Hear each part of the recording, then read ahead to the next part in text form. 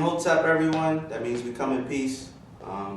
My name is Kufu Aku Hotep. I am the co-founder of the Raising Awareness Group, here with the other co-founder, MZ, and we have a special guest here with us today, Dr. Mukasa, Afrika, and we're live from Sankofa Freedom Academy here in Philadelphia, PA. And we're here today to interview Dr. Mukasa Mayat.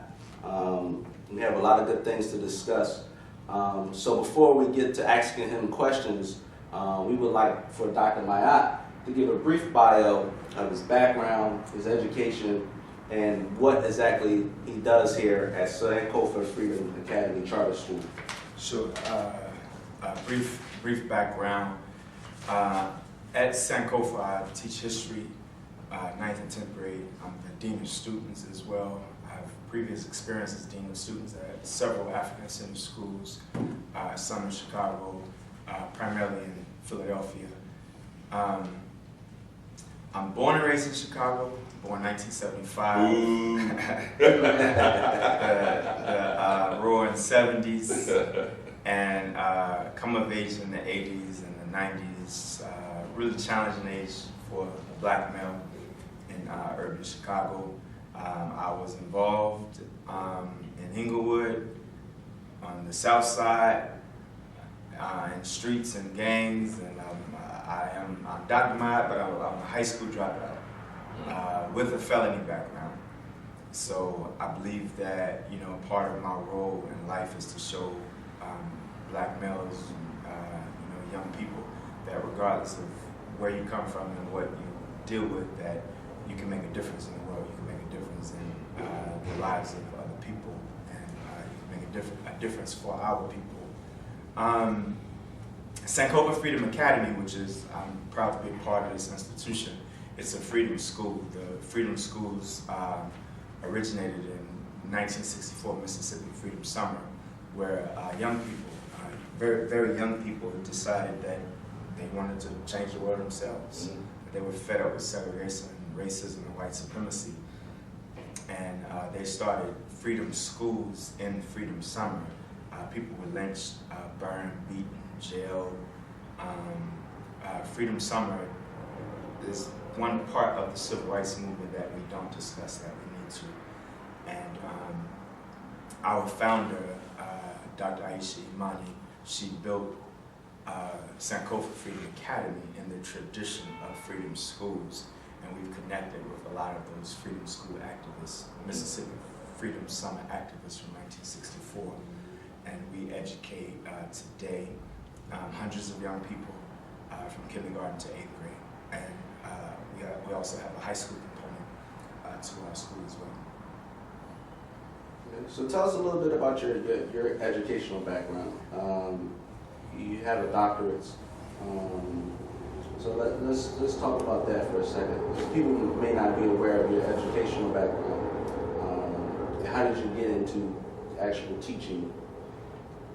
Sure, yeah. So I grew up, as I said, on the south side of Chicago. I didn't grow up in a single parent home. I grew up in a no parent home. In 7th grade, I went to Garrett Morgan Elementary School, Garrett and Morgan, and at this school, there was this little exhibit on Garrett and Morgan, and it really struck me. I'm in a foster home at this time, and I'm involved in gangs. 7th grader, angry at the world from father not being president and everything. But one of the things that always struck me was this little exhibit on Garrett and Morgan, inventor of the traffic light and the gas mask. And I'm like, wow, black man made these inventions, things that we see every day. So it was a little seed that was embedded in me, and then I went off into the world and got involved in a whole lot of different things. And among them, I got involved in gangs on the south side of Chicago. And I ended up getting kicked out of school, getting locked up in Cook County Jail. And so I dropped out of school. And while being a dropout, while in Cook County Jail, I started reading. Okay. I had no real sense of purpose, and now I rewind back to this exhibit, and I had a mentor, David Mukasa, who I spoke with quite frequently, who kind of guided me. So I decided, you know what, I needed to get my life right. Sure. What should I do? What can I do? So one of the things that I decided was that I needed to get back in school, and I needed to go to college, and I didn't know what I wanted to major in. But in the middle of reading while incarcerated, I read autobiography of Malcolm X, Stephen B. Oates' Let the Trumpet Sound, biography of Dr. King, and Naeem Akbar's Chains and Images of Psychological Slavery. Yeah, heavyweights, man. Yeah. So while reading this, I learned about Black Studies. I didn't know anything about Black Studies, but I knew that it was something that young people fought for out of California and DC, at Howard, at San Francisco State University, and at various colleges and universities, that young people protested to have Black Studies. So I didn't understand it, but I was like, if someone fought for it, then that's something that I want. So I got a bachelor's in Black Studies from Chicago State University, and I was fortunate enough to earn a master's. In fact, while in the dormitory, I'm reading Irritated Genie on Essays on Haitian Revolutionary War by Jacob Hudson Carruthers, otherwise known as J. Shimsu Jehudi, may he rest in peace. Great scholar, great man. Absolutely. Yeah.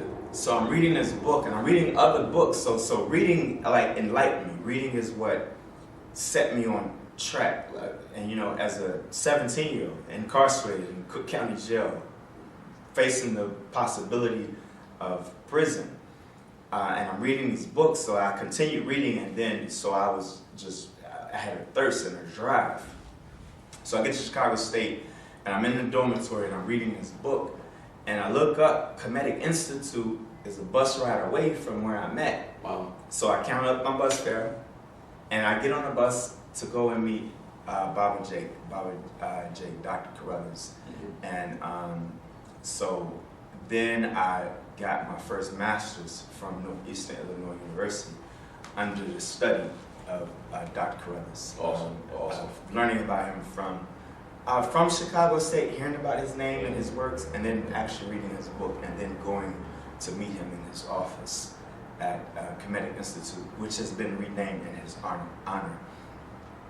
So I earned my first master's from Northeastern, and I got some things together, decided that I wanted to teach at an African-centered institution.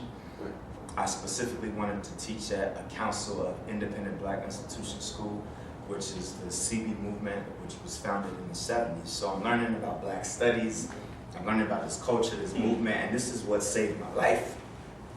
So I wanted to learn everything. I wanted to learn every lie that was told. I had a mission. I want to learn every fact. I wanted to learn about every lie that was told about African people. And I learned about CB, which is founded in South Carolina. What does the acronym stand for? The Council of Independent Black Institutions, CIBI. Okay. And so I was like, I want to teach at a CB school. And I specifically wanted an education that helped African children, helped inner city children, helped the type of young person that I was. Yes. So I found out about Lotus Academy, which is one of the oldest CB schools in the country. It's located in Germantown, Philadelphia. So I was like, okay, I'm going to Philadelphia. I'm going to Philly because I want to teach at a CB school. I want to teach at a Council of Independent Black Institution school. I came for some other academic reasons, but primarily it was CB. When I got to Philadelphia after working, so Philly has a rich tradition, and Sankofa is one part of it. But Philly is one of the strongest cities when it comes to African-centered schools, when it comes to the CB movement and the African-centered charter schools. For the longest, it had the only African-centered high school, which was Imhotep, which Imhotep Institute Charter High, Sankofa was kind of born out of Imhotep. So, and I taught at Sankofa as well, rites of passage, math, and done some other cultural work with them. So I then ended up getting my second master's from Gwynedd Mercy, which is also where I earned my doctorate. And I have a dissertation which I would recommend to your readers is on rites of passage, where the evidence from my study shows that rites of passage reduces antisocial behavior and increases what we call, quote, pro-social behavior. But in other words, which we know, I just needed to get the empirical evidence to show that what we know makes a boy into a man and a girl into a woman. I just had to crunch it, put it in numbers to show that this is in fact true.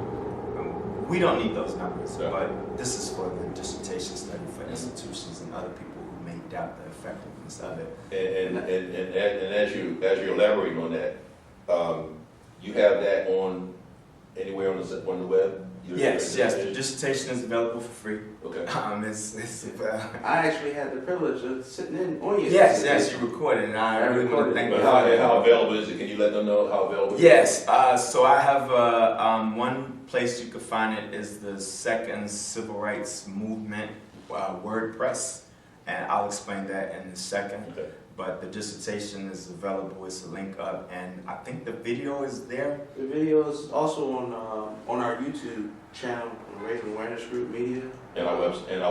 Our website, raisingawarenessgroup.com. Yeah, that's the dissertation defense, the actual defense. I wanted to make it publicly available. I mean, it's something that I can reshape a little and repackage. We recommend everybody to actually go and see that dissertation because you did an excellent, and I'll put 4 excellent jobs on that. Appreciate it. Acre for sure. And the numbers and everything is crystal clear why we need the Rites of Passage program. And so I suggest everybody goes to the different sites, Raising Awareness Group YouTube page or raisingawarenessgroup.com, and you'll explain where else we can get. Yeah. So but I think what's important is that again the culture, we're out of a culture and a tradition where rites of passage was a part of who we are as a people. Yes. We've been separated from rites of passage because of the trauma of enslavement. So our ancestors didn't disconnect rites of passage from becoming a person, from becoming human, from becoming an adult, from becoming a normalized African in African society. So we were separated from this tradition. And wouldn't you agree it would be very difficult to become a respected elder without? Yes, absolutely. Yes. So we do need that. So, but for the sake of the dissertation, for the academia, for the academic world, we have it in numbers. So if someone wants to have that argument, we have the numbers that prove what we've known generationally as a people. I like how you put the science. And that's why we feel it's imperative to get people like you onto cameras and to really get the information out there to the people that don't know and not familiar with you and not familiar with the work you have done. You have actually put to practice rites of passage. You have actually shown people the data that this works and this changes lives. And we need more people to grasp that information. And we're very appreciative of the work you have done. And as I've had personal conversations with you, I always say there are many people out here who are doing the work but not really getting exposure. And we understand it comes with, people who have a certain humility. They might not want the limelight, but I feel it's important to, give people the limelight that's really doing the work. No doubt. Because you have a lot of people out here that's running around sitting there doing the work, getting the limelight, but they're not really doing the work. Right. So with saying that, we compiled a list of questions. We actually got a copy of your book, African Center Education. Is that the whole correct title? Yeah, African Center Sabayet, Education for Liberation. Sure. That's my book that's primarily focused on education. Yeah. Redemption of African Spirituality takes up some of the controversial issues of quote-unquote religion. Right, and that's 2 separate books, correct? Mm-hmm. Okay. So we got a hold of that first book, or that second book. We didn't actually read your first book. Is your books available?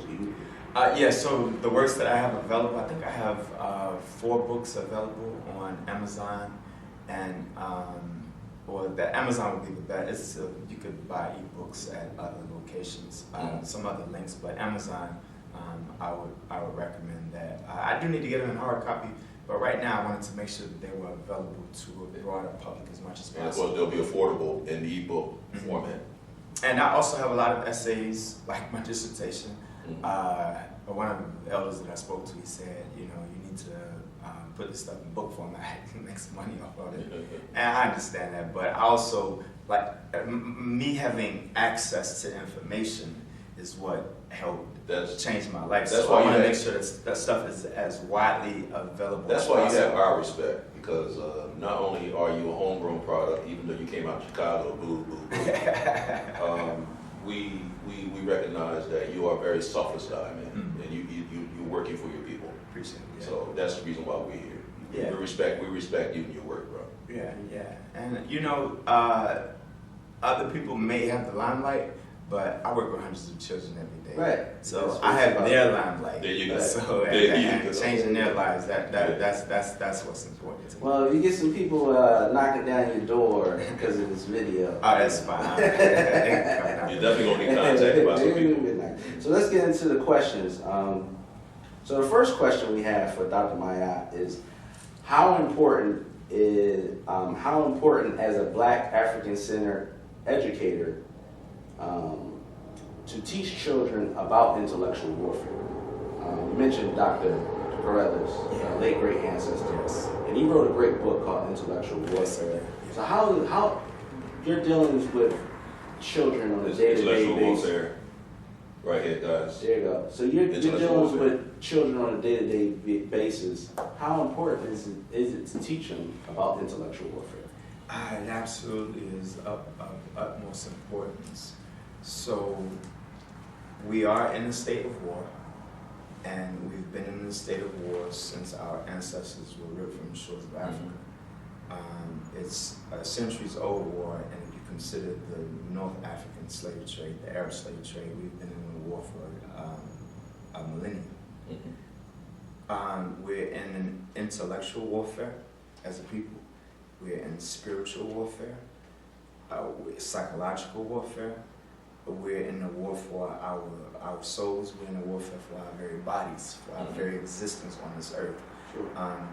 Genocide was committed against us as a people, and it hasn't stopped. We're just surviving it. But the genocide, which the acts of warfare and terrorism, which we've been experiencing in this part of the world and other parts of the world too, it never stops. So we need them to understand that we're in a state of war. Baba Jake, in Intellectual Warfare, his argument was that you have champions of African-centered education who are defenders of our people and our culture and our history, and you have defenders of white supremacy. They may not say that, but that's what they propose and that's what they fought for. And we still have this today. So I want to challenge my students to think critically, to think with high analytical skills around concepts of culture and politics. We're in an age today where we have a proponent in the White House who promotes white supremacy and says it. He might camouflage it a little bit, but it is very important for them to understand that we're in a state of warfare. If they do not, we know that what can happen with our people, with all oppressed people, if you don't understand that you're in a state of war, and if you don't understand your role in this state of war, that you could become predatory to your community, that you could be used as a tool against your own oppression. So it's imperative, it's critical. We need our young people to understand that we're absolutely in a state of war. And some of us, we've done that to a point, but we also need them to understand some nuances with this war, which I think we have another task to get over. So for instance, by that I mean, we need to know that at times we may need to be able to use our oppressors against themselves and have them think that we're in their interest. We may, the spook was set by the door. We may need people with that type of nuance, because otherwise we could fall for the everything in black is right. Right. And we could have black traitors in our midst to work against us, but we're willing to work with them. And I'm saying intellectually, we have people who will come across as if they're in our interest, and because they, do the, goddamn the white man, the white, the devil. But meanwhile, you are being predatory against our people, or ripping our people off for financial gain or other reasons. So, but that comes with understanding state of warfare. So yeah, we're in a state of warfare. It's extremely important. I gave my students a real highly analytical assignment on Donald Trump. I wanted them to understand the government, how oppression works, how it could be used against people. So we want to challenge them. I refuse to believe that young people cannot understand complex analytical issues, whether it's about government, politics, culture, race, religion. We need to push them, and we need to challenge them to do that. Sure. So, very, very good answer. So, our next question for you is, in your book, you mentioned Project STAR, which is Student-Teacher Achievement Ratio. Within mentioning that, how important is it for black children to be educated by teachers of their own race? Extremely, and it's a lot of, Project STAR is one such study on this issue. What we know is, to divert just a little, not to divert, but to come at this from a different approach slightly. If you sit a child down in front of the television, and if all that they know are white heroes, if all that they know is, a white Superman, a white Wonder Woman, they will begin to believe that hero does not come in their color. That's right. That if they're going to see themselves as hero status, that they have to see themselves as something other than what they are and who they are. That's a part of the reason why the movie Black Panther, I think, was so successful. It's also part of the reason why you see a lot of these hero movies have female heroines in it. They have female heroes in it, because people want to see something else besides the white guy who is the hero that comes and saves the world. That's right. So we can't imagine a black superhero saving the world, but that's our job to do. We can't expect other people to tell those stories.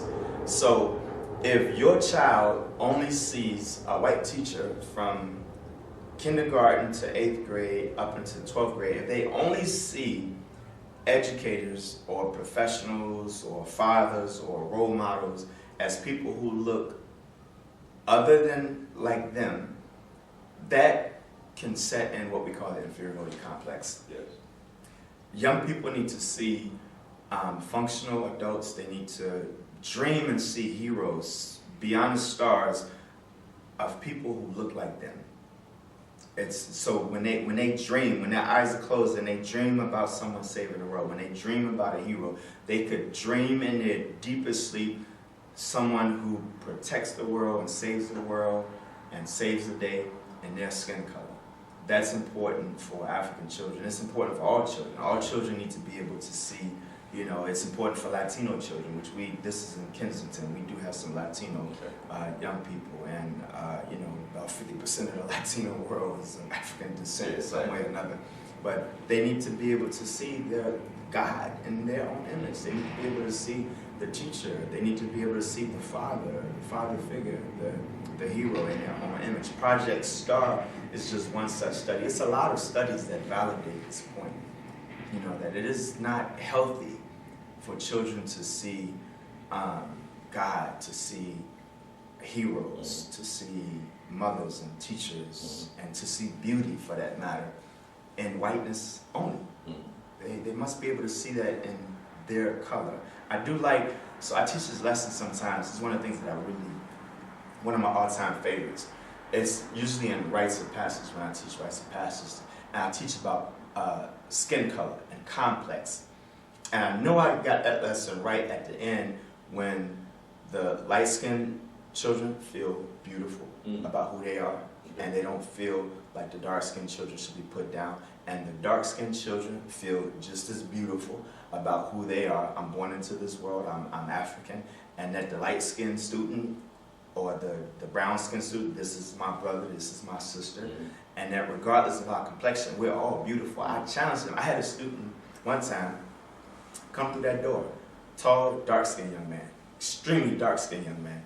He said, I know, he's talking to students, he said, I know I'm ugly, just off the side. Off the side. So he had to have a whole conversation with me about beauty and about African standards of beauty. And of course, at the end of the conversation, he had to say, I'm a beautiful brother. I said, I need you to repeat after me. You are a beautiful brother. I'm a beautiful brother. He had never really accepted that. Exactly. Right. I'm like, yeah, no, you are beautiful. So we have to teach that. We have to teach them that who we are is just as good or better than who anyone else is. And we can't let the world define that. We can't be reactionary either. Because other people say that we're ugly, we're angry at them. No, how about we just ignore them? Ignore it. And we teach ours the way that we need to. That's what I feel is important. Yeah, it's amazing how and you're doing that perfectly, it's absolutely correct the way you're doing it. Because you're not only talking about the obvious code and signals that they give, but they also have to understand what the subliminal suggestions are. And the subliminal suggestions add up to a conspiracy of self-destructive lack of confidence in ourselves. Yes. And you're attacking that perfectly. I really appreciate that. Yeah. And it's a movement. It's not just me. It's a movement. Yeah. No, that was a very, very great answer. So moving along, the next question for Dr. Maya is, which you kind of already got into this with your bio, but who were the important educators and teacher in your life? Oh, man. And why? Yeah. And cool MC. Yes, sir. Yes, sir. I have a lot of educators, a lot of people that have helped shape me, who have taught me and inspired me. It's a long list of them. It's a lot of them. I would say, as far as being a historical teacher for me, my history teacher, I would say is Dr. John Henry Clark. Okay. I've read everything that Dr. Clark has put down on paper. It's very little that I haven't read.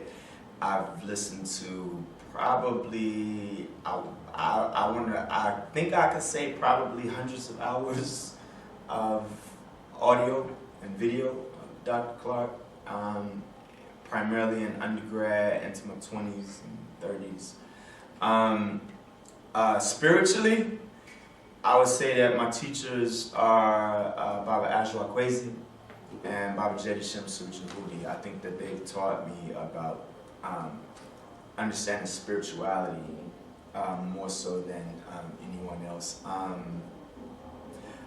As far as being a man, so my great-grandfather and my stepfather were very important in my life. And neither one of them were actually biologically related to me, but you couldn't tell me that. You can't tell me that not today. But also my mentor, David Mukasa. So my grandfather died, I think I was 15 years old. I had already gotten off track and he was getting old and elderly and making his transition. And we had gotten separated from my stepfather, who he had addiction. There's a whole lot of stories I could tell, but he was my hero though, because I burned down the house when I was, how old was I? I think I was 4 or 5 years old, trying to make toast on the stove and burn down the house. He went in the house, and this goes back to seeing the hero in Our Color. His name, we call him Buddy. His name was Buddy, but this was like my stepdad. He went in the house to make sure that everybody was out of the house, and then to try and put the fire out. Came out coughing, and then went back in, and stayed in so long that we thought that he didn't make it. So I'm feeling like I should just go and bury myself. I'm thinking that my stepfather died because of me. But then he came out and he was my hero. Still is. You know, he tried to save the house. He made sure everybody in the family was okay. But then it's David McCaskill, my mentor, who, when I was going through those teen years, struggling with, you know, purpose of my existence, he helped put me on track. I'm very honored to know some awesome women. Dr. Mama Aisha Imani, who was our school founder, she's a mentor. I have a long list. I can keep going. Sheikh Anti-Joke, Marimba Ani, they're all extremely important to me. A lot of answers, and I'm not even getting to the ancestors. That list is about 100 times as long. But yeah, I don't claim to be a phenomenon unto myself. I'm shaped within the culture that we're trying to shape other young people in. The fact of the matter is that if you listen to what Dr. Mahat just said, behind all those words is years and years of reading and research and study. Absolutely. So you cannot get around. There's no shortcuts. Right. There's no shortcuts. Yes, that's right. No Hard work. Yes. Because it didn't. I would be a convict in somebody's prison or in the gutter somewhere in Chicago, or on drugs or selling drugs, if not for study and research, if not for trying to dig and learn about African culture. So my mom, she, you know, I love her, bless her. She's had a lot of challenges in life, but that connection there, of course, is important, and that connection to the matriarchs in my family as well. My great-grandmother, I've done a lot of family research, and I've been able to find out that my family are descended from sharecroppers in Mississippi. You know, we talk about being born from kings and queens, but you know, I'm from Mississippi sharecroppers who were from slaves. Now, when we go back further than that, I'm still digging and finding out. But all of this is important to identity, and I've found out about whole lineages that I have not known about. So in researching that family history so that I can pass it on, all of that is part of the making of a person. Because we're not just people, we're not just individuals. We belong to collective wholes. Very great answer, very great answer.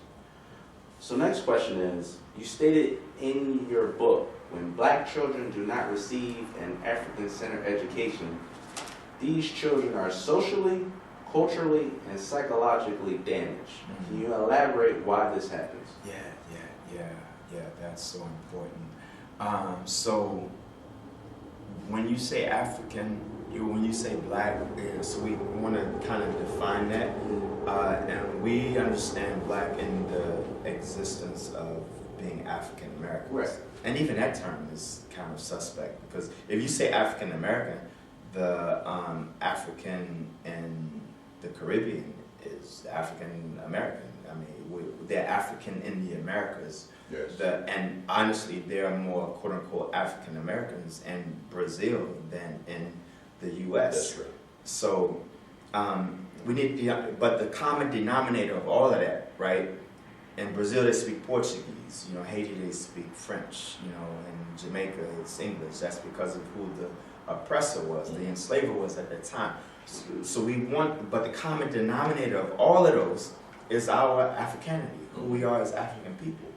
And we cannot be socialized out of that, and that goes back to intellectual and cultural warfare as well. We have people who tell us that who we are is not important. That it's not important to teach who we are, but they teach who they are. Now, because we have to be defensive about teaching who we are, we can't teach it in a subtle way, right? So it may come across overtly, it may come across, some people may consider it crass or whatever, but we have to be bold and honest and courageous about teaching who we are as African people. And when we don't do that, we see everything that exists. We see everything that we're dealing with as a people. We see not only the dropout rate, not only the problems in schools, we see the drug addiction that we face as a community. We see the prison rate, because those are people incarcerated who do not understand their purpose and existence. in this place in the world and historically going back, which means that they also don't understand their purpose with the future of our people and our families. We see men who don't understand their role as fathers in the family. You know, not understanding our culture and who we are as, I'll put it this way. How serious does the Jew take being Jew? How serious does the Arab Muslim take being Arab Muslim? How serious does the Chinese take being Chinese? They take it extremely seriously. Exactly. You tell the Chinese that, oh, that Chinese stuff is not important. You tell them that. They're about ready to go upside your head. Yeah, or they'll laugh and walk away. Yeah, You know, yeah, exactly. but you can't tell the Korean, the Japanese, the Arab Muslim, the Jew. You can't tell them that who they are is not important. Now they haven't experienced what we've experienced as far as the destruction of our identity. So I argue that our children understanding who we are as people of African descent is even more important, because the Jew, it was 6 million of them, and that was a horrible Holocaust. But it was 100+ million of us. Sure. You know, the Chinese has not experienced what we went through. There were the wars in China, the nation against nation, the ethnic groups. I don't say tribes, but you had this inter-Chinese battle. But they haven't experienced anything near as what the trauma, the enslavement. Right. So us understanding who we are is, we do not have existence without that. And it doesn't, and add to what you just said, it doesn't even compare to the Holocaust in the Congo, which King Leopold. Yeah, one Holocaust. Just Yeah. one of One Just one Holocaust. Yeah. One of the many Holocausts. One of the many. And that nation had 3 different genocides. Yeah, sure. Under Leopold, and then the 2 modern Congo wars. So I felt it was imperative to mention that, since you're Yes, mentioning that. So, you know, a lot of people don't know about what happened in the Congo, so I felt it was imperative to mention that. So the next question I'll let Nku ask you. We'll take it. All right, you already told us about your elders and how instrumental they were in your life. Give us a little information about the National Black Independent Fund, which you founded, and why was it important and necessary to start that initiative? Yeah. It's the we call it INBIO, the International the International Black Independent School Organization. So INBIO, we've raised some thousands of dollars in scholarships for independent schools. Now, was that the initiative, the drive that you did about 2 years ago? Yes. Right. Yeah, it started about Raising money for all of Yeah. it? Okay. We would raise funds for schools and as scholarships and give them, make sure that every red cent was accounted for. So I wanted to make a contribution in the independent school movement.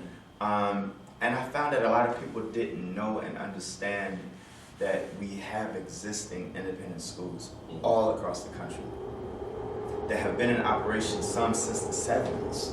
And we have new ones that spring up too as well. So we raise scholarships for some of the older independent African-centered schools, and we raise some funds for some of the newer ones, some of them that just popped up. And so it's a lot of, as this individual raising this money for this school that still doesn't exist, that you've been raising for I don't know for how many years. But a lot of people didn't know of existing schools. And some of these schools are struggling to keep the lights on. We help pay some bills. We help buy some books and some computers and stuff for students in schools in various parts of the country. So we want to continue that, and we've continued it as well. We've raised some scholarships for Sankofa as well, for the Uhuru Academy, for the Marcus Garvey Shule in Jersey, and a lot of other independent schools. We need to be passionate about that, right? We need to be extremely passionate about being independent to teach the things that we know that we need to, and being able to support it. I mean, just imagine if the independent schools got just 10% of what the churches get. Sure. I mean, just imagine the difference that could make in our community. Yeah. So we need out of the East in New York, they had a whole movement around the independent school movement that supported it. Uhuru Hotep from Duquesne University, he wrote his book on the CB school movement. He looked at the successes and failures of these schools. It's an awesome dissertation. It should be a classic, should be a bestseller. And what he found is that the schools that suffer financially, they do so because they don't have a community support around them. Now, the reason we don't have a community support is because too many of us are, watching comedy sitcoms, too many of us are watching the NFL, or, we're falling for the bread and circus instead of some really critical things for our community. Right.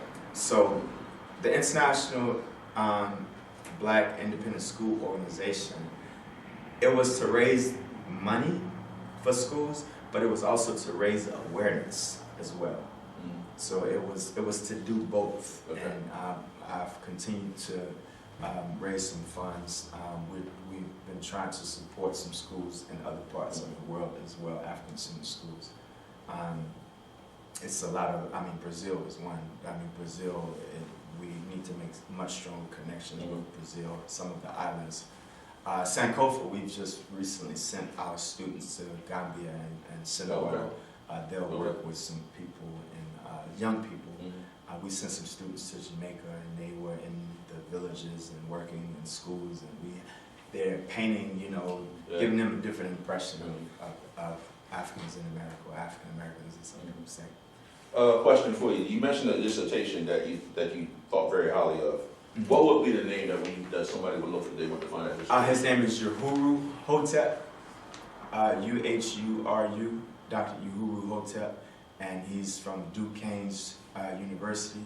The dissertation is on CB. He looks at CB from over about maybe a 30-year period, okay. And he looks at CB schools in different parts of the country, and he looked at the successes and the failures of those schools. And he's at Duquesne's. Duquesne. I'm not sure if he's still there right now. Okay.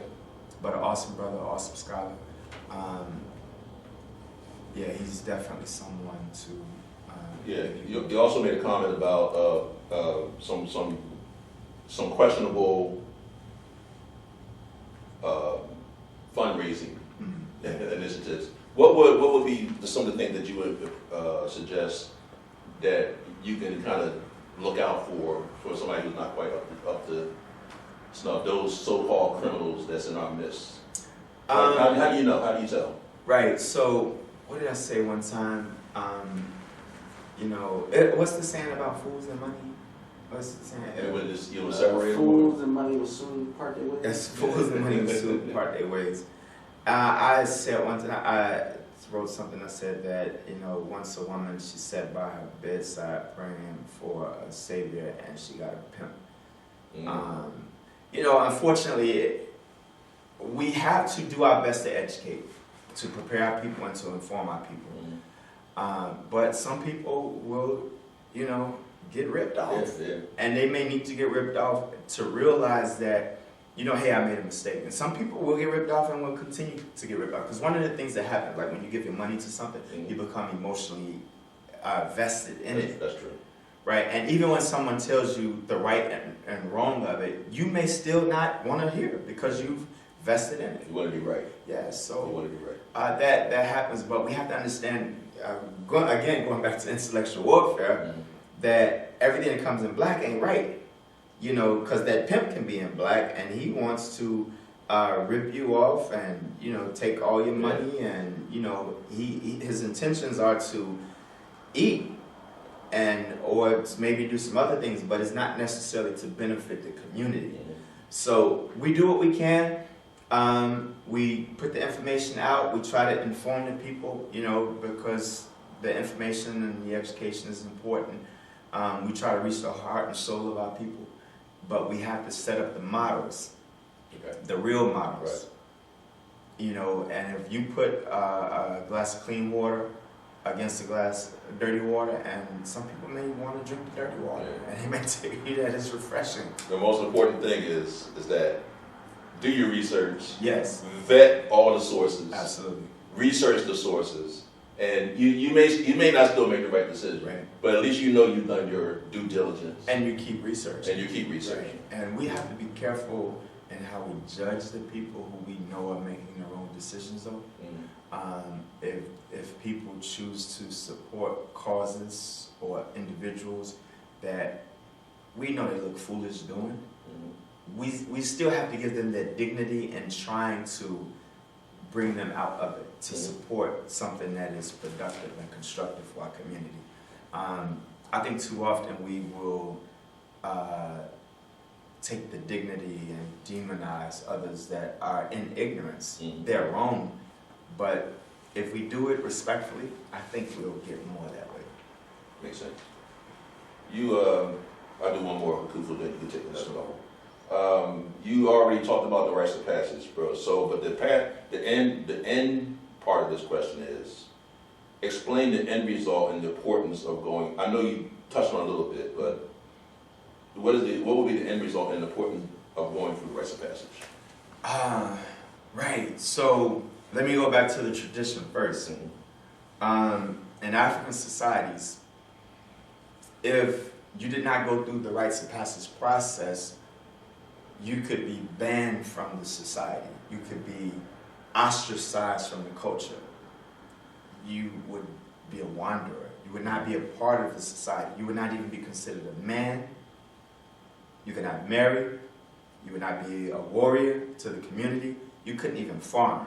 Can you repeat that? Just repeat that. Repeat that. You're really laughing, but I really want people to understand that. So repeat that once again. Yeah, I'll try and repeat it. But yeah, you would be ostracized and banned from the society if you didn't go through this tradition that's been passed down for generations. This was the school, without even calling it a school. It was a school without walls, and you could not function within the society in any adult way because you would not be considered an adult. You couldn't marry, you couldn't have a wife or wives because some of the societies were polygamous, not all, but some. You couldn't farm, you wouldn't even be trusted with a weapon to protect the community. That's right. If you did not go through this process.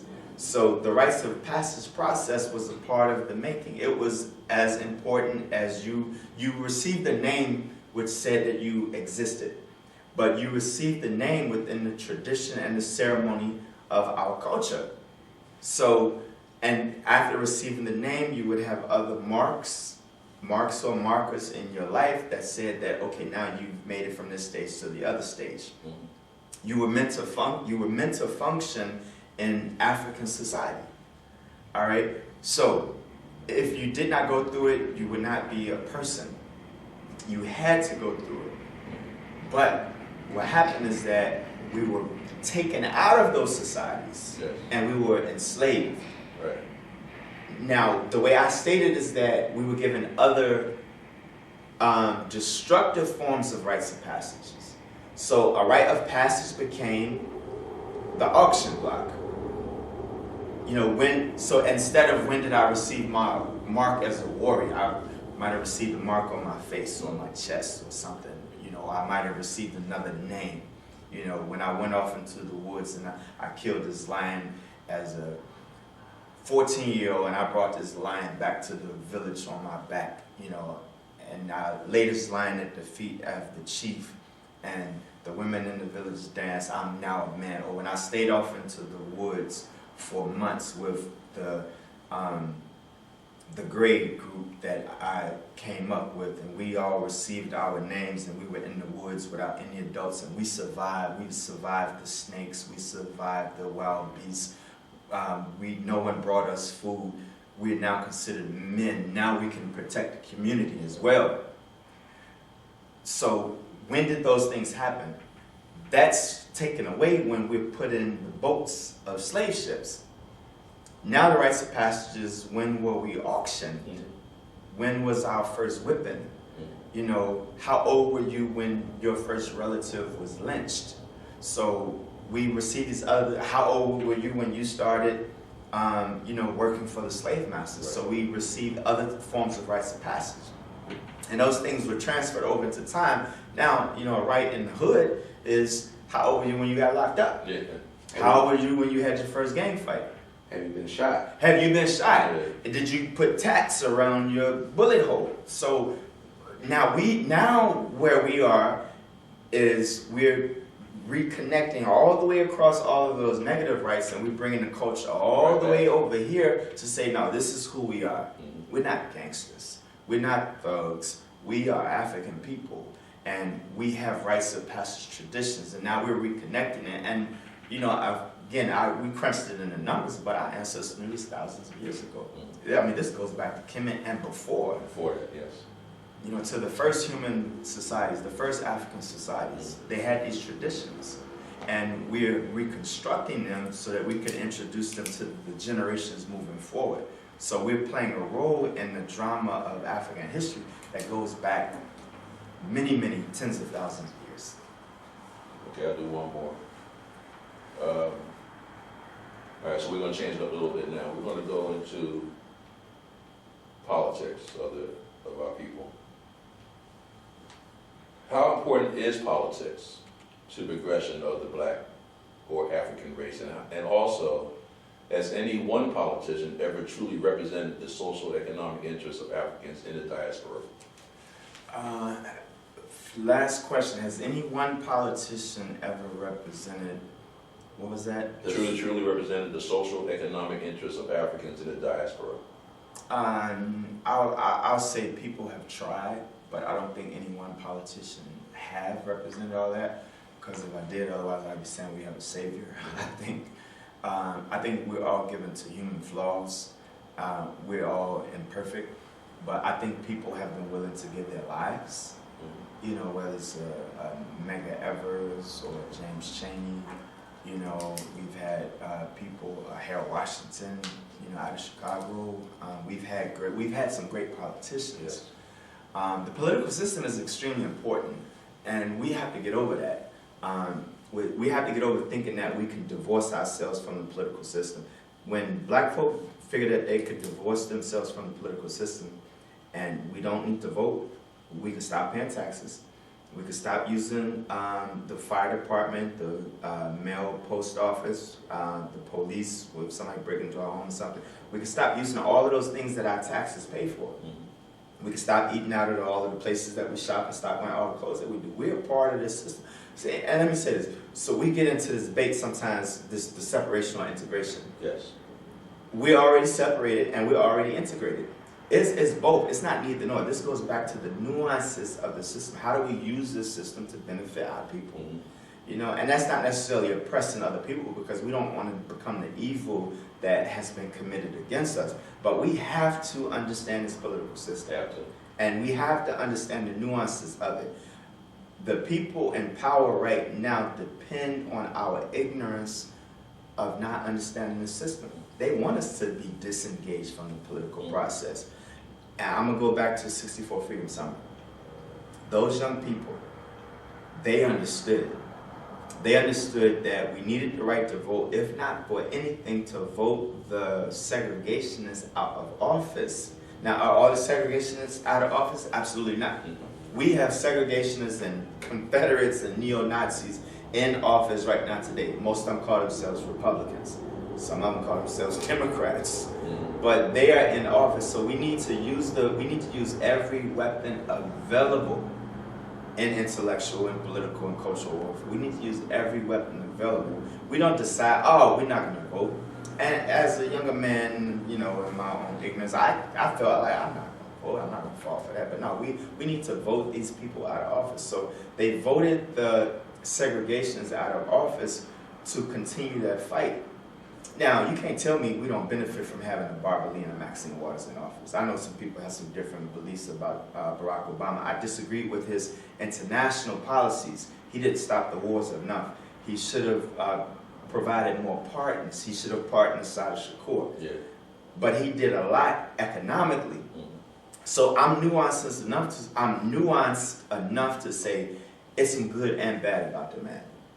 All right? I'm not going to say he's a savior, but I'm not going to say he's a sellout either, because I'd rather him be in that office than the guy that we have in office right now today. That's true. You know? So understanding politics and the nuance of politics is extremely important, but we have to also understand that it's one tool. It's not the only one. And I'll leave this question with this one, and this is important. So I have this blog, which I had mentioned in the beginning, the Second Civil Rights Movement, Second Civil Rights, WordPress.com. So some of my nationalist brothers who hear that, they might, oh, you mean civil rights, your integration is maybe and maybe not exactly. But what I know is that it's segregation that exists today in the educational system, the political system, right? The prison system is a form of slavery and segregation. So my argument is that here we are talking about the whole debate about civil rights and not understanding that our children are segregated throughout this country in the educational system. If based on your zip code, if you live in a certain zip code, your school, your public schools are not funded the same. This is why when you go into the suburban area, you see elementary schools that look like universities. You see high schools that look like universities. Right. And then you go in the hood and you look at one of our schools and it's like, is that a school or is that a prison? Right. Well, the reason for that is segregation. It's economic school funding segregation. And we're not fighting against it. That's a problem. It's wrong. We're not fighting against it. And so people would rather stay stuck. Like, oh, I don't know about the politics.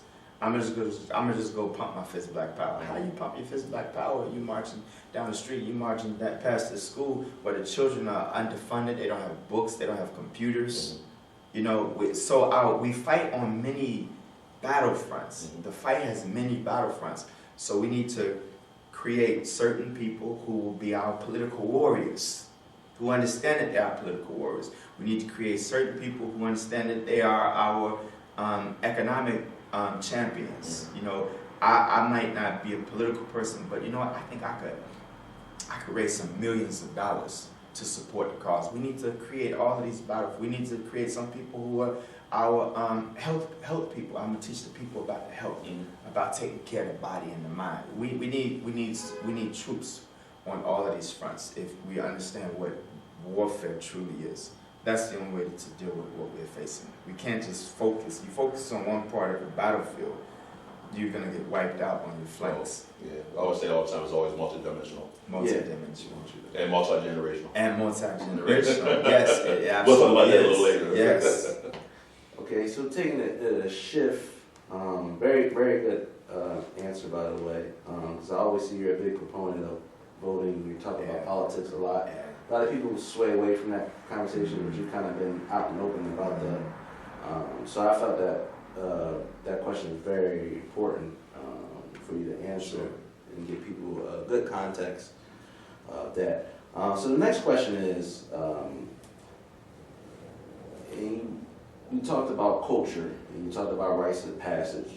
So this next question is, how important is it to break the psychological mental chains of Western religion in context to teaching young children about African spirituality and culture? Good question. So let me deal with this long range. I'll deal with this question in long range. So I'm 43 now. I hold my same core beliefs about African spirituality. My core beliefs are that African people must understand African spirituality, that it is the religion of our ancestors. And so now this is the more evolved me, but I also say that if you're a Christian Muslim, Black Jew or whatever, that you still have a responsibility to learn about African spirituality. Even if it's not your primary faith, and it is my primary faith. I believe in Ma'at. That's my spiritual tradition. That's my family's spiritual tradition, Ma'at. But even if it's not your primary faith, let's say if I was a Christian, I still need to learn about Ma'at. If not for anything, because Christianity came out of Africa. Exactly right. You know, more so than any other culture, more so than anywhere, Christianity came out of it. And you can make the same argument about Islam. You can make the same argument absolutely about Judaism. All right, so what's the difference? The difference with me now, I'm more tolerant. That's the difference with me now. I'm more tolerant of African people who are not African spiritual, but they're just good people. they're just good people, because I've lived long enough to see people who are individuals, and I'm not blanketing, making a statement about all people that are African spiritual, but I've lived long enough to see people who might pour some libations and speak about Orishas and rip off the community. There you go. So it's not the end all. We have to teach character as religion as well. Like what Iwa Pele in the Yoruba tradition. Yep. So we need to understand that we're no better than our Christian brother. We're no better than our Muslim brother. And we're worse if we have horrible character. I can talk about my act, but if I abuse my wife, if I'm not taking care of my children, if I'm not providing, the Mahat that I worship means nothing if it's not making me a better person. Likewise, we all have grandmothers that, Jesus, Bible carrying grandmothers that were great anchors for our families. I may disagree with the worship. I may want a different worship for me and my family, but I gotta acknowledge that grandmother and the faith that held her strong was important, and is important to the family, although I worship differently. So I have a more evolved view on that. I believe that because we're African spiritual, that's not an excuse for us to have horrible character as people. If not anything, we should be a higher standard. It's not always the case, but for those of us who are, it's even more important for the work that we do. Okay. So you kind of touched base on the next question, but I'm going to ask you the next question to get a little bit more in depth. And you mentioned Maya. So the next question is, how important is it to teach the youth the moral principles of Maya? Yeah. Excuse me. Even your young children at home, because you have young children. Absolutely. Yeah. So, excuse me. So with Maya, you have the educational teachings of Maya that are in the African center schools that are not religious. They teach the 7 principles: truth, justice, righteousness, reciprocity, harmony, balance, and order. They don't teach it as a spiritual tradition. And you even have the educational, non-religious version of libation. That's right. Right? Where people are pouring libation, and it's not religious, but it's the remembering of ancestors still. And I think both of those are very important. Sure. But then you have the spiritual way of life that people feel like, this is how I raise my family, this is how we worship, this is how we pray. So we not only give thanks and give libations, but this is our prayer, this is our connection to our divine, to our creator, to Ra or Amen Ra, to Onkulu Kulu or Batala, to Nga. This is what we believe, this is what we worship. It's extremely important. And again, from moral principle, from the point, you have moral principle and you have spiritual principle. So moral principle is that's character. I believe in my act, so I'm not going to do wrong by my brother. Right. Spiritual principle is moral principle and more. It's I believe in my act, and this is also what I'm passing down to my ancestors. To my descendants. That this is our family tradition and our family practice. We read, these are our holy books. This is our scripture. The Medu Neter, the Medu Nefer. It's not only for education, but it's also for spiritual armor. It's for us to go and interact in the world. We can stand side by side with Jehovah's Witness, with Muslim, Christian. But we have a spiritual tradition that we feel is important for us as a people. And it's also more ancient than those other traditions as well. So we feel like, some people might call this pagan, or we might call the worship of other people pagan for other reasons. We don't want to become, like I say, the evil that has been committed against us. We're going to uplift our communities. So the spiritual principle is the moral and the educational principle as well, but it's a lot more added on. Because now keep in mind, you could teach the Bible from an educational perspective. Who were the Jews? Who were the Hebrews? who is Jesus? Who was Moses? Why does he have an Egyptian name? Moses means born. Born of what? Ra Mesus, or Ra Moses, is born of Moses. Jehudi Moses, or Jehudi Mesus, is born of Jehudi. So you had this person who they say was raised in the house of Pharaoh, right? He was found in the Nile. Was it the Nile?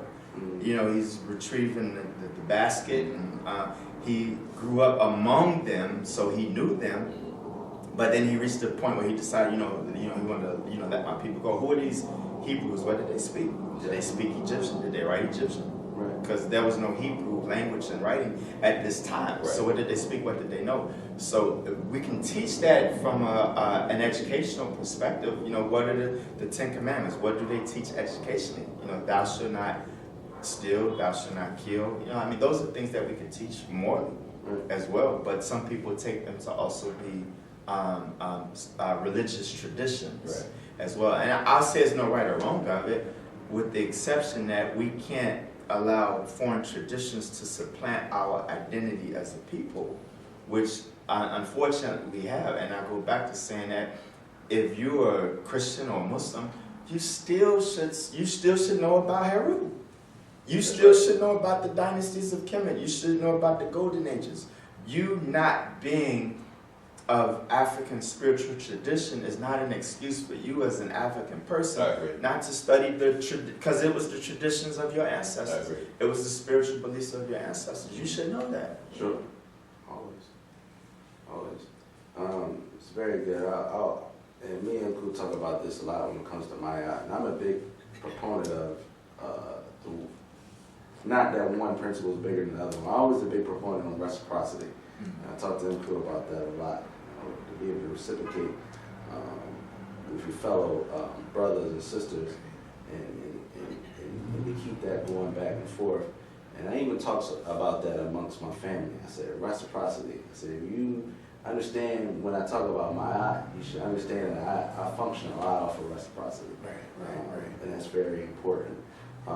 So moving along, from your book, African Center Education, you state that leadership is not beyond question, criticism, or disagreement. Why is Edward Franklin Frazier important as it relates to this? Why was his book written in 1927, The Pathology of Race Prejudice, so controversial? Yeah, so E. Franklin Frazier, Harold Cruz's Crisis of the Negro Intellectual, but they were kind of two of a kind, E. Franklin Frazier and Harold Cruz. They argued that we really, and they were maybe overly critical of the intellectual movement. They argued that we needed to debate, we needed to be critical constructively or just criticism, that we needed to look at these things. So they were critical of Dr. John Henry Clark, and he came at Harold Cruz at least. Yeah. So, but he admired him on the other hand as well. So did Anderson Thompson, Barbara Jacob, Hudson Carruthers, who were all students of John Henry Clark as well. We have to question leadership. If we can't question leadership, there's something wrong with that leadership. No one is beyond question. And we have to accept questions. The questioning makes us stronger as a people, as individuals. We have to accept the questions, accept the critique, and grapple with it. Like we have to be able to debate. One of our weaknesses is that we personalize debate. Like, oh, you questioning me or you debating me? No, I'm better than you. I'm stronger than you. No, that's weakness, if anything. How can we debate and be critical and uplift, like the whole Obama issue, right? So, I raised a lot of issues around President Barack Obama. I was against President Barack Obama when he first ran, and I still had some serious disagreements. My biggest disagreement with Obama is that he was against reparations. He feels that if we promote reparations, if politicians promote reparations, that it will get the Republicans to argue that we don't need civil rights legislations equal opportunity employment, that we do not need a living wage. We don't need to raise the living wage. He feels that if we argue for that, it will give Republicans a stronger platform against some of the other things. Now, I don't know why in the world he feels that we shouldn't have both, but we have to debate it to say, okay, question Obama. Where is he right? Where is he wrong? Mm-hmm. So, and again, sometimes we just slash down everything that we agree with without feeling, okay, it's some nuances to this. What did he do right? I tell you one thing that Obama did right. He helped the economy. Yeah. The economy, we were headed towards a recession. Now, does it help everybody? Absolutely, yeah. But does it help African people? Of course. Could he have done more for African people? Sure. He wasn't staunch enough on issues that were directly related to us. He kind of felt like he had to play defense because he had to have a white constituency as well. And I can understand it as a politician. So, maybe he could be more forthright now, but we have to be able to look at it. We have to be able to weigh the good and the bad. And some things that belong in the trash can, right? Right? It's some things, maybe some people that just belong in the trash can, but a lot of things are much more nuanced than that. So we have to be able to weigh the odds of things. So it's the same thing with the question with intellects, which Frazier, Cruz, and others after them were raising, that we have to have an environment where we can be critical and honest with each other, so we could discuss the differences that we have, and at the end of the day, it's like an autopsy.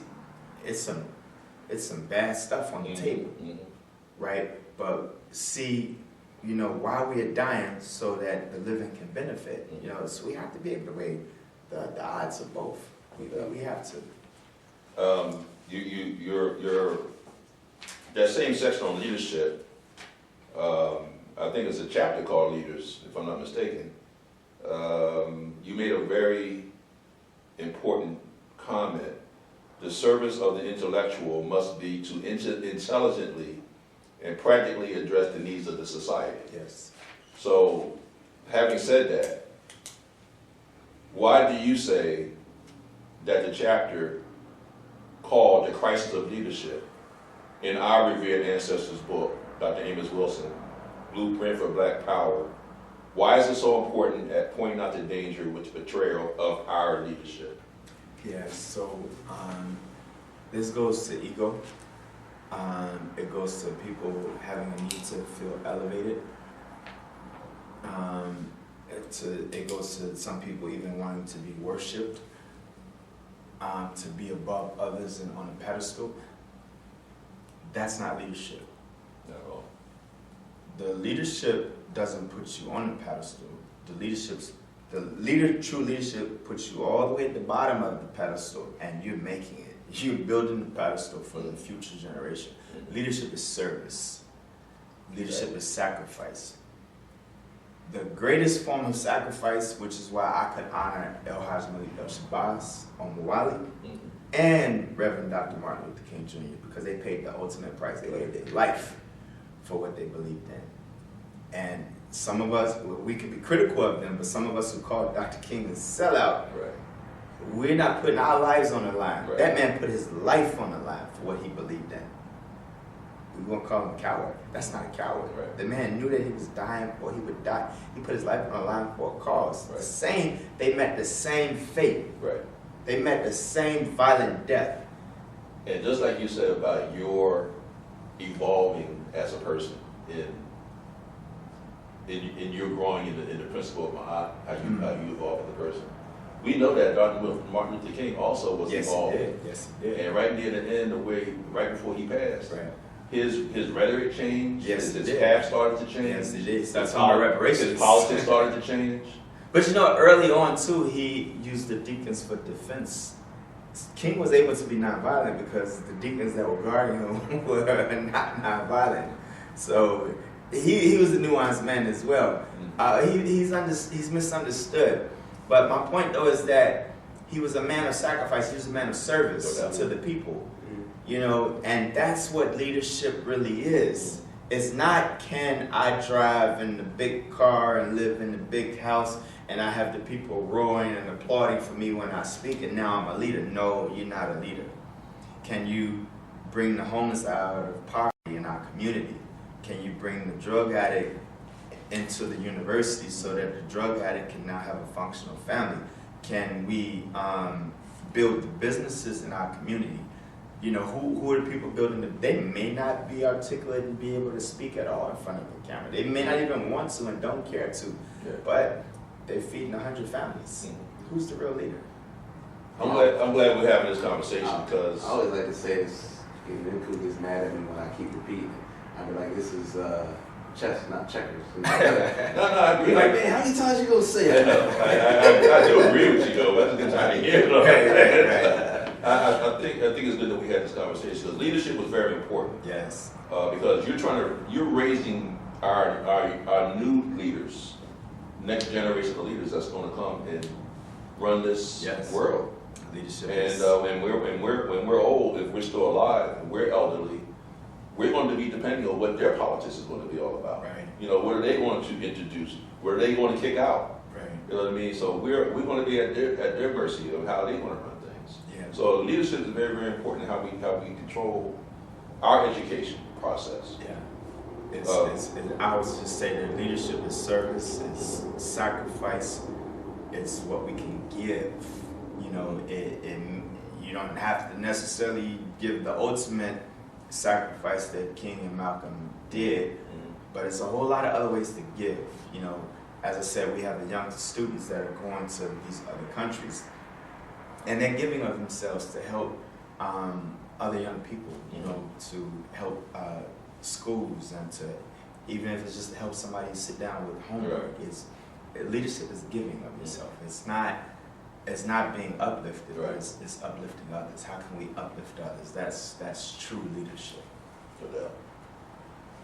All right, so we're talking about leadership, we're talking about education. So we go right into pedagogy. Why do you say that there is a need for relevant pedagogy in the question of cultural retention and survival? Indeed, the way you put it, liberation for the oppressed people is essential in your words, and that's from your chapter of your book, called Spiritual Pedagogy.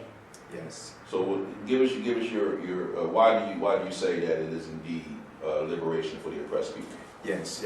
So I often say that, and I think I got this from someone when I was much younger, but I've said this for years, that I just use the example of science first, that we can study science, and science can be looking at the rings of Saturn. And Mike Van Amos Wilson, I got this from now that I think about it. We can look at the moons of Jupiter and the rings of Saturn, and we can call that science. Meanwhile, right down here on Earth, our people are dying from lack of clean water. You know, what's relevant pedagogy? Can we take that filthy tap water in Flint and make it clean for the people? That's relevant science because it's about survival of the people. So we may feel, if I'm a father in Flint, Michigan, my son comes home from school with an A in science because he could name the rings of Saturn and the moons of Jupiter, I may feel okay about that. But my son knows science. But is my school teaching my son relevant science? Relevant science. If you're teaching my son relevant science, you're teaching my son how to take that tap water. Economically, it's a different perspective. Economically, politically, of course, it's just a simple solution. They need to build clean pipes. But in the meanwhile, can my son come up with some relevant science? Something with charcoal filtering and stuff so that pure water can come out. Now that's relevant science, relevant pedagogy.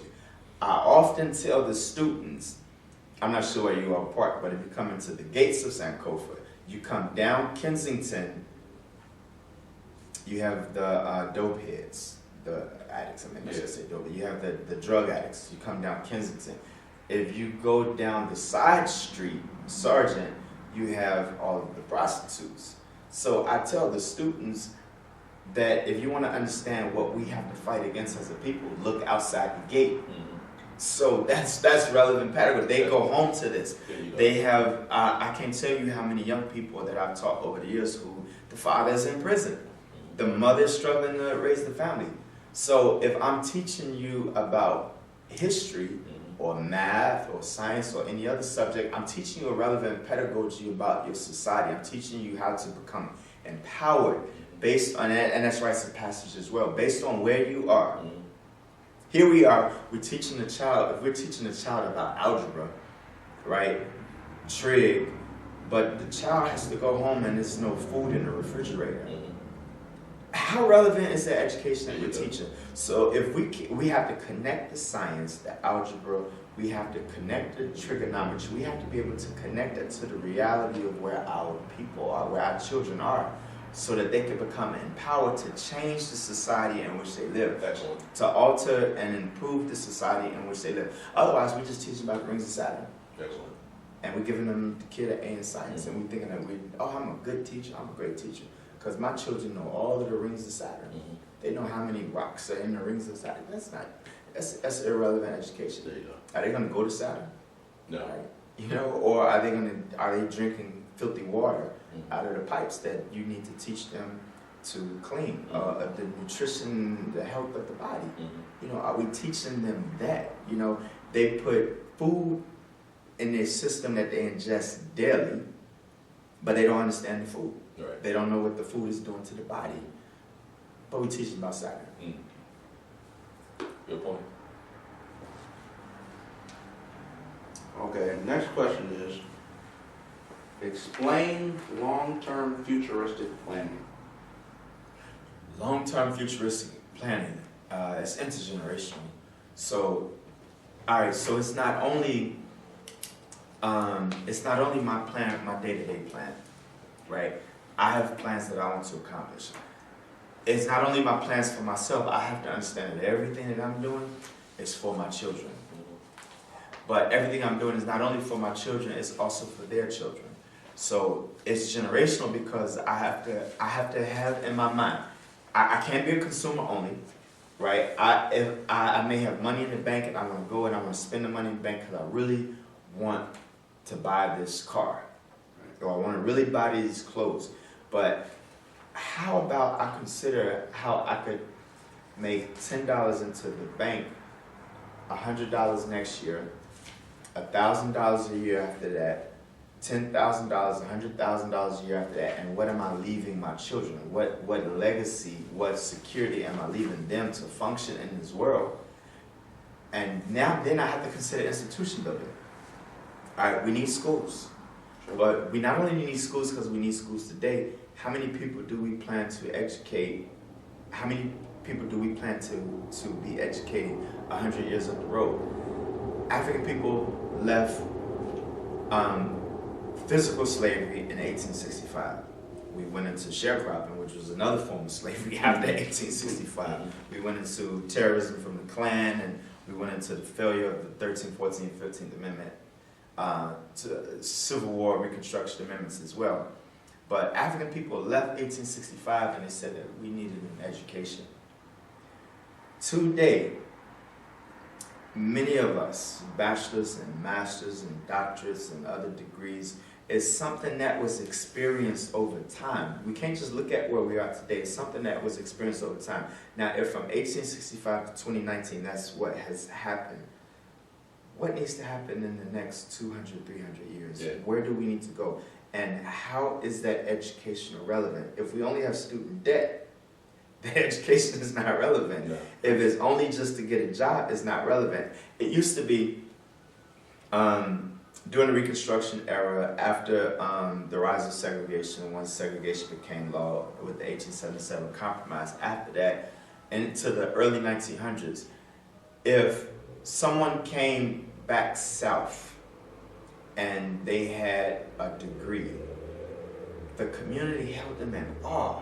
Yes, they did. You know, they were admired just as much as the reverend, the doctor, or anybody else, because they wanted everybody to be like that person. But it wasn't just to be like that person. It was because of where we wanted to go as a people. My great-grandmother's mother that's my great-great-grandmother. She was born in the 1880s. Her mother and her father were slaves. Their parents were slaves. Now, here I am today, a product of them. Mm-hmm. So if this is where I am in 2019, 200, 300 years from now, where do I want my descendants to be? Exactly. So that's having the rear view. All right, we need to know that. We need to know, where did our family come from? You know, where did our people come from? Where did we come from in Africa? You know, who were we? What were we? How did slavery damage that? Mm-hmm. The rebuilding process for us. Mm-hmm. I don't mean Reconstruction. Reconstruction was a failure, but our own reconstruction as a people. And where do we intend to go next year? 100 years up the road? 1,000 years up the road? We have to think long term, generationally, intergeneration. What are we passing on from one generation to the next?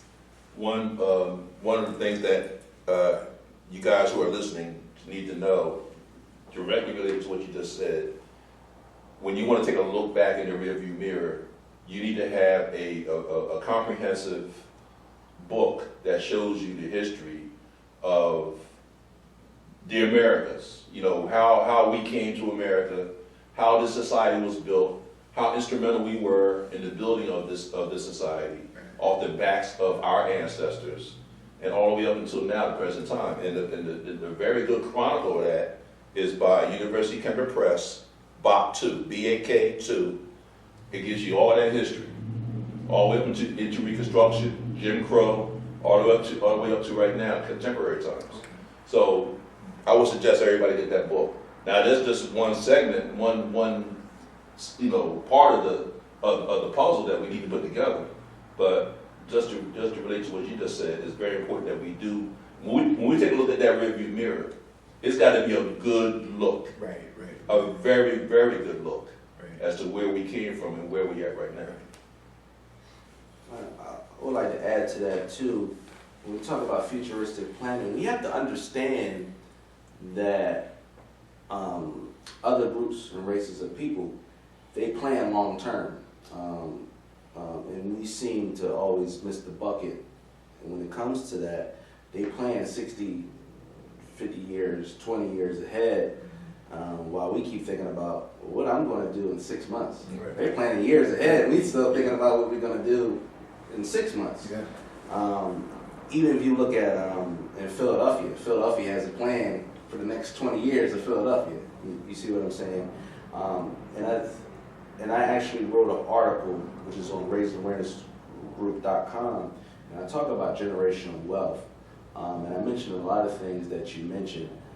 Not just wealth from a perspective of actually having money, but wealth as far as wealth of information. I talk about bringing back the concept of building personal libraries in your home, making sure it's accessible to children. Yeah. Because we all come from descendants of slaves, DNA testing. Getting as much information to restore that lost history as possible. Also, we talk about things which people take for granted, like life insurance, and things of that nature. We have to get rid of the practice of, if someone in our family passes, now we gotta have everybody try to pitch in. We should have certain things in place. And for the best and the worst. And that comes with futuristic planning. So when I think of futuristic planning, I'm thinking about my children's children and their children. Right. And we have to begin to think like that, Right. really getting out of that mind frame of selfishness, Right. so to speak. Because some people are just thinking about me, Right. maybe me. Think about your future generations. That's right. Think about your lineage. Mm-hmm. And,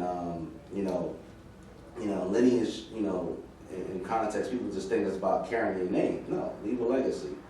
So I talk about that. And I just wanted to veggie back. I don't say piggyback. I just wanted to veggie back off of that. So that was a very Well said. Well said. said. I agree. Also, we know that you bring a lot to the table, Dr. Mahat, and in your book you cover a lot of material. I would say that book is close to 1,000 pages. The e-version, yeah. E-version, yeah. So I mean, there's a lot of information in that book. I think a lot of people need to go get that. It's pretty reasonable. It's an e-book. Get on Amazon. One of the things that we have been talking about recently, especially in the social media things, not everybody, but there's several people who have been talking about Afrocentricity. You touched on this topic 5, 6 years ago when you wrote this book. Longer than that. Longer than that. Yeah. So you've been touching on these things. I don't say you're ahead of your time, but we're just kind of not just catching up to your conversation. So why is people looking at Afrocentricity as a recent phenomenon? And explain the history of the propaganda, because that's basically what it is. Yes.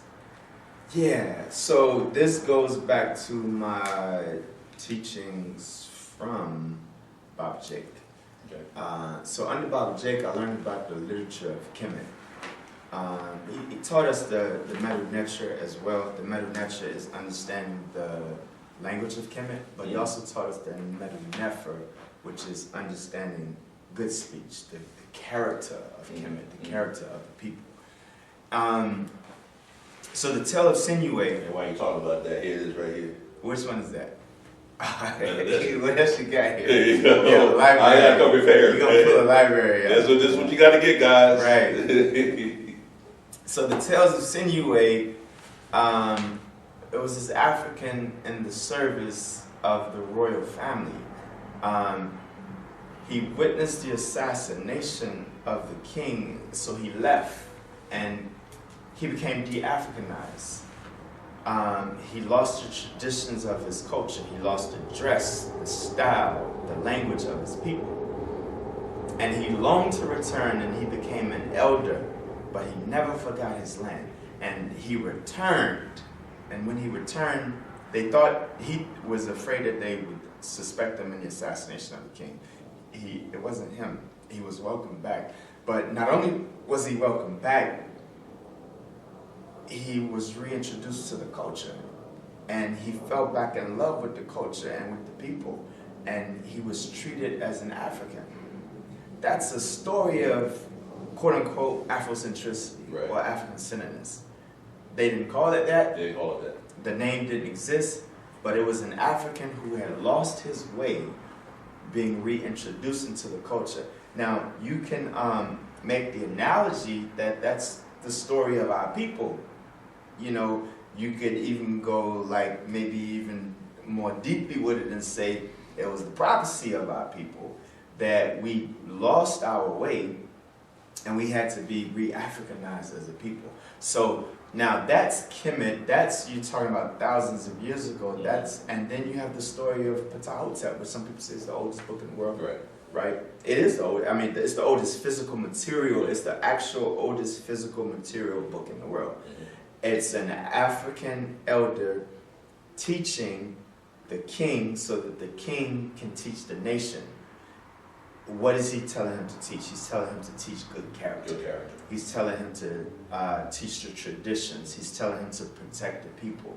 This Sabayet Net Ptahhotep. So the idea of passing down tradition is not new, right? And we're not even dealing with recent history. We're not even dealing with the 1800s. Right.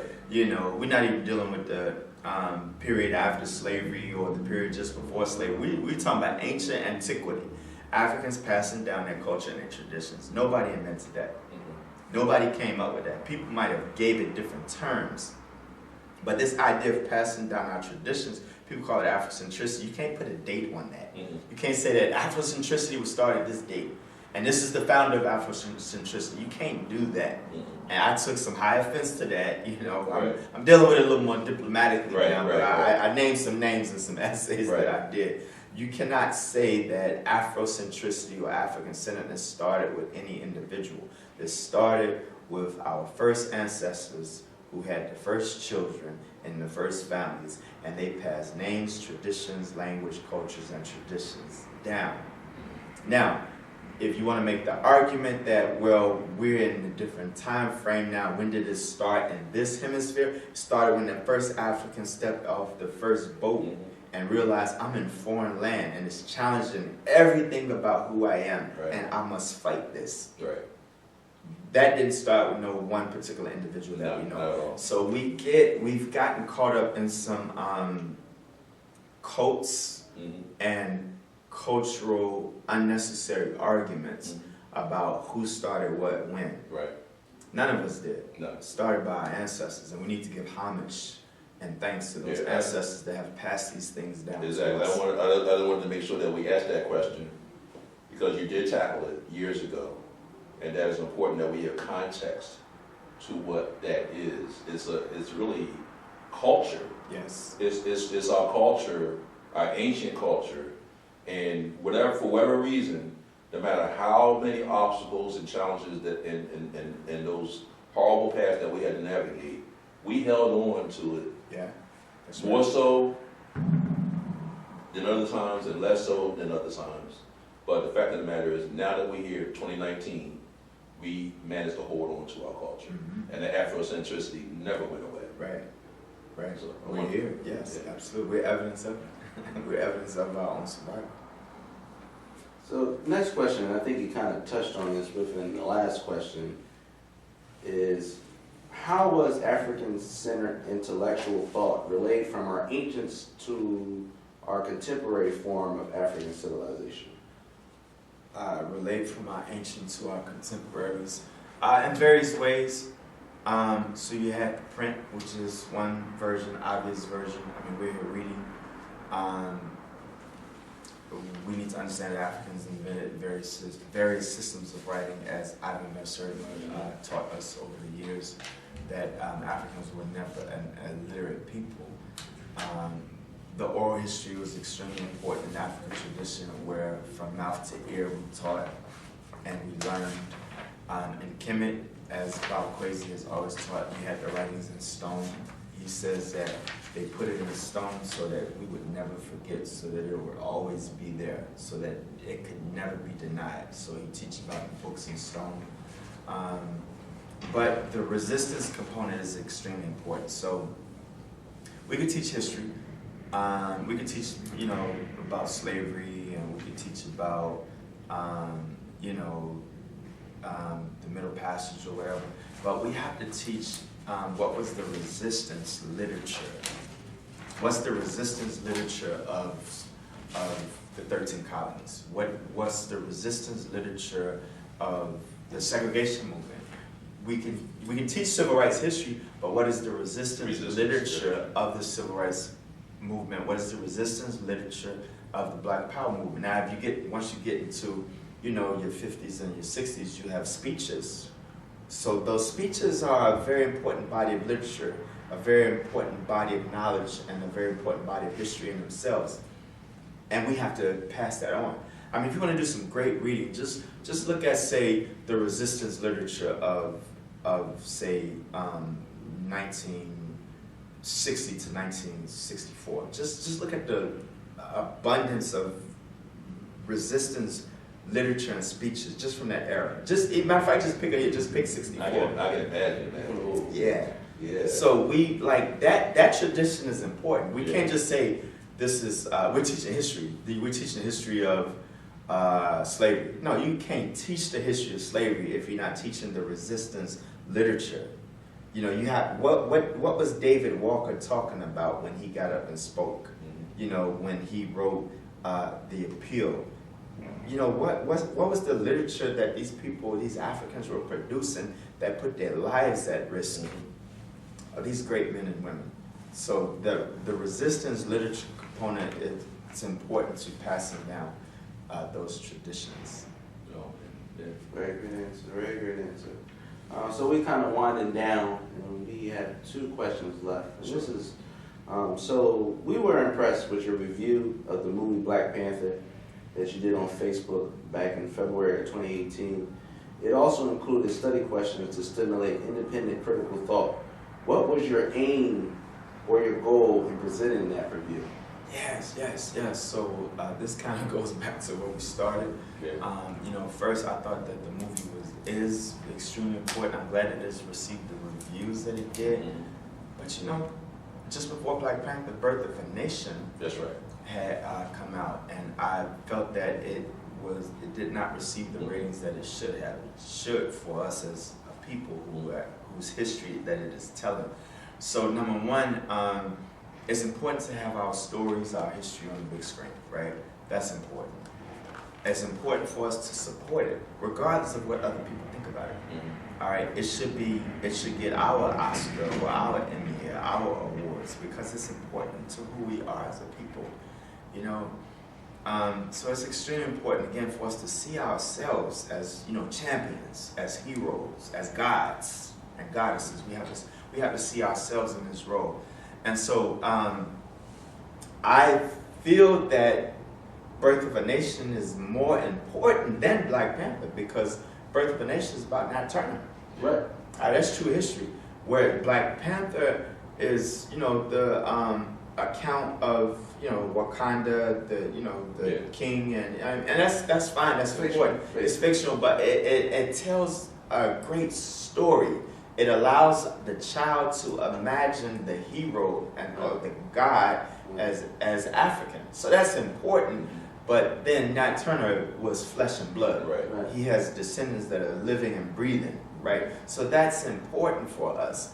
But at the same time, if people want to, because now the director, Ryan Coogler, he's doing a movie on Fred Hampton. And I'm hearing some different things about it, but it's definitely worth seeing. Some people are saying that it's more so about the informants against Fred Hampton. I'm not sure. But if it's Ryan Coogler, I'm giving him the benefit of the doubt. I would do the same thing. I'm giving that brother the benefit of the doubt. He's African-centered, he's conscious, he's Pan-African. He said all of that. He's unapologetic about it. So he deserved, and he did the movie Black Panther. So he definitely should get the benefit of the doubt. But so the movie allowed the black child to close their eyes and see themselves as a hero. Exactly. That's it. That's the subliminal programming of the child for important means, for means necessary for our survival and well-being into the future.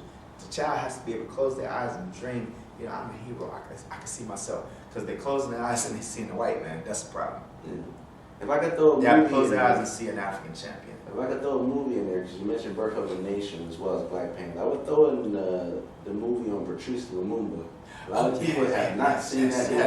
Excellent. Very Raoul Peck. It's on Quelly TV. Yes. So It's called Lumumba. Yeah, it's called Lumumba. Yes. It's very well done. Oh. Yeah, very, very well done. Yes, a lot of sir. people have not seen that movie, Mm-hmm. and It's tragic to me, and to me, that's up there with. It's probably in my top 10. Yes, absolutely. No top question. movies. No question. Yeah. I don't know where it would hero. rank, but I know it's in my top 10. Yeah, the hero. And Yeah. I watched a lot of movies. I like how Black Panther also brought the context of our culture, our ancient culture, how it survived through the eons, and then the challenges that it had in contemporary society, in the world at large. Yeah. How they had to now come out of their cocoon. Right. You know what I mean? Right. And have a rebirth basically, and say how can we engage the rest of the world? Yeah. It showed African people as superior technologically. So the whole story is that nowhere in the world does anybody have higher technology than these Africans. That's a story that we have to And tell. it was very modern too. It wasn't like showing you out in the bushes, you know, or in open grass. It's like, oh. Right. They have spaceships. These Africans are spaceships. Right. Yeah. I'll let Elder give you the last question. Okay. So you give me respect sometimes. Sometimes. Okay. It's been an excellent interview, and obviously you have been as engaging as you always are. You know, I have a whole high regard for you. It's mutual. Now, you can now put yourself up on the stage and just, brag all you want, because we're gonna actually put this out here. You developed and founded the full mixed martial arts combat system that you named Ma'at Suma. Yes, sir. Now, it reminds us of the work in our Seba, Infidicius Juhudamas, how he reintroduced the ancient combat system, Kupigana Ngumi. And as you know, he has put together the Shrine of Jehudi Heru Nehu, which we are now part of. Right. We just got initiated Yes, sir. a couple months ago. What was your motivation? And this is a great accomplishment. I think out of all the things that you've done, this is probably one of your great accomplishments. Thank you. What was your motivation in creating this beautiful combat system? And is it different from Kupigana Ngumi? So let me first say that I've heard of Kupigana Nguni and some of the other versions of African martial arts. I'm not extremely familiar with any of them, to be honest. And that's by intention, because I wanted to make sure that I was developing something that was unique. Okay. My motivation, I've always been an athlete, as a kid. I've always been really athletic. I don't know what, black kid in the inner city is not athletic. We raced, we ran, and we played outdoors, climbed trees, and jumped off of garage roofs, and we had fun. This is before the internet. Yeah. This is before, I remember the first video games was starting to become popular in the 80s. We were out, we raced each other in the street, we played tackle and rocky vacant lots, and we just had a ball. We had all the little games that we played. So I was always athletic, right? But then I had this other side of me as a person that I always had this do-it-yourself attitude. Right. So I was just learning about martial arts just for my own interests. I grew up, fighting a lot too. I had little sisters that I had to defend. My sisters, they talk trash. Like, my brother's gonna get you. Guys 6'5", my brother's gonna get you. So I had to fight. I had to know how to fight. Defend. You grew up in the type of neighborhood I did. You had to defend your sisters. You can't hold your head up high if you can't defend your little sisters, little brothers. So around 2000, I started really intensely studying. I had already had some previous boxing experience, and I started looking at the Gracie jiu-jitsu system. I started looking at their family. I started looking at the guys in Brazil, right? Brazilian, yeah. I started looking at some different fighters and studying some different fighters, and I started incorporating more into my own practice. And soon after that, I had one or two people train with me. Then I moved to Philly in 2002. I never forget it because it was the summer after 2000, the 9/11 attack, 2001. So I started, I continued my self-study with a few people studying with me. And the next thing I know, I'm looking, it's 5 people, 10 people, 20 people in the class. Mm-hmm. And I started studying more intensely. I trained with some black and brown belts that like to throw punches, and I knew I needed to develop a defensive system. So literally for 2 years, I just let them throw punches at me until I learned how to block and counter everything as effectively as possible. Okay. But then I specifically, what I did, so we developed a system called Dua. Dua means praise. Okay. I understand it's the Arabic term as well, which probably comes from Kemet. But Dua and Kemet, it means praise. And that was our yoga system. And so the yoga, but the Dua, or quote unquote yoga, was based on making the body flexible so that you could do a roundhouse. Making the body flexible so that you can know how to fall and not hurt yourself and different things like that. So it was certain praises. But as I looked at Kemet, I saw all these postures, the way that people would sit and stand and how they would have their arms. So I wanted it to be African.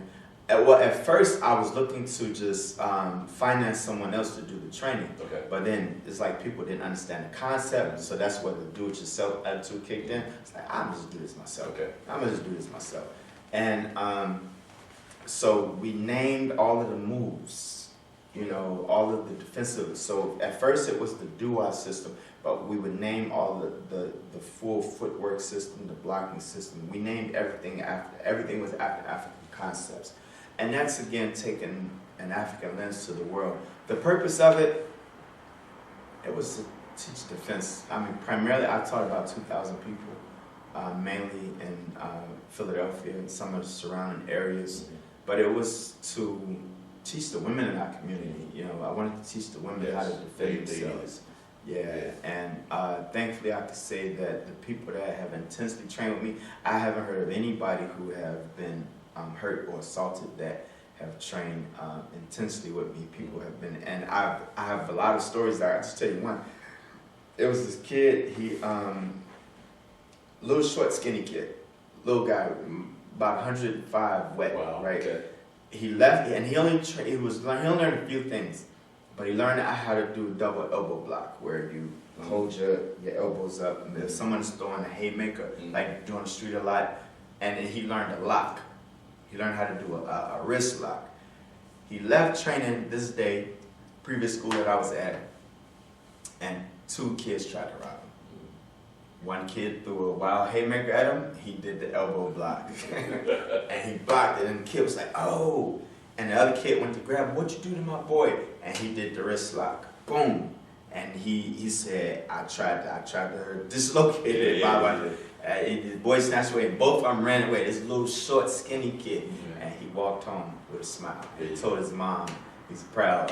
So she's like worried and checking him like, you okay, you okay? So it's that we want to do. But then it's the mind, it's the mental as well. So we developed the spiritual component, which you all, I'm sure, Kukanguni, you all understand that. We developed the more important spiritual component to the combat.